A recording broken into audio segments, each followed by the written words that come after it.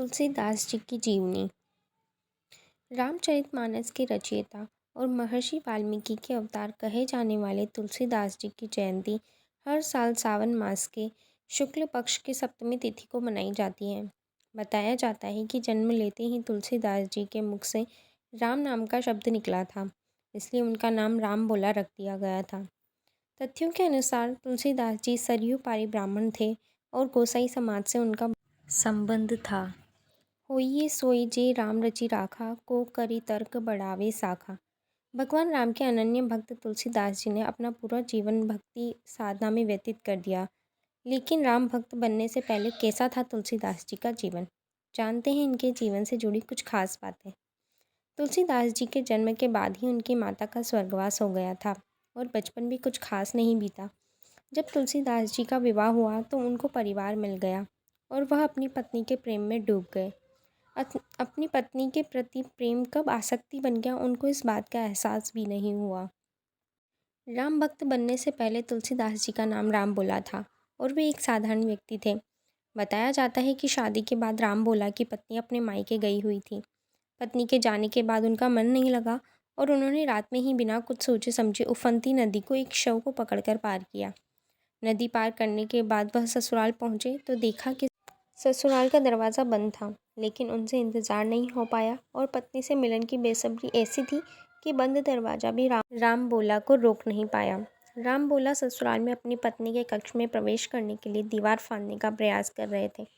तभी उन्होंने खिड़की से एक रस्सी लटकी हुई देखी और वह उसको ही पकड़कर दीवार पार कर गए। राम बोला ने जिसको रस्सी समझा था, दरअसल वह एक सांप था, जिसकी जानकारी उन्हें बाद में हुई। इतना करने के बाद आखिरकार राम बोला अपनी पत्नी के कक्ष में पहुंच गए। कक्ष में पहुंचने के बाद राम बोला से उनकी पत्नी काफ़ी क्रोधित हो गई। उन्हें परिवार और समाज का डर परेशान कर रहा था कि वह अपने परिवार वालों से क्या कहे कि उनका पति द्वार के बजाय दीवार पार करके कक्ष में पहुंच गया है। अपने पति की इतनी बड़ी लापरवाही को देखकर वह क्रोधित हो गई। क्रोध में पत्नी ने राम बोला से कहा कि लाज न आई आपको, दोरे आभे नाथ, अस्थि चर्ममय देह यह, तासो ऐसी प्रीत, नेकु जो होती राम से तो काहे भवभीत। अर्थात मेरी हाड़ मांस की देह से प्रेम करने की बजाय अगर राम नाम से इतना प्रेम किया होता तो जीवन सुधर जाता।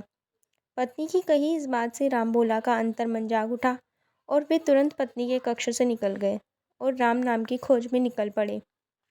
पत्नी की क्रोध में कही गई बातों से राम बोला तुलसीदास बन गए और अपना संपूर्ण जीवन भगवान राम के चरणों में समर्पित कर दिया। राम ही राम बोलने वाले तुलसीदास जी ने भगवान शिव और हनुमान जी की कृपा से रामचरितमानस की रचना की और वह इस रचना के साथ ही अमर हो गए। हालांकि उन्होंने रामचरितमानस के साथ 12 और पुस्तकों की रचना भी की।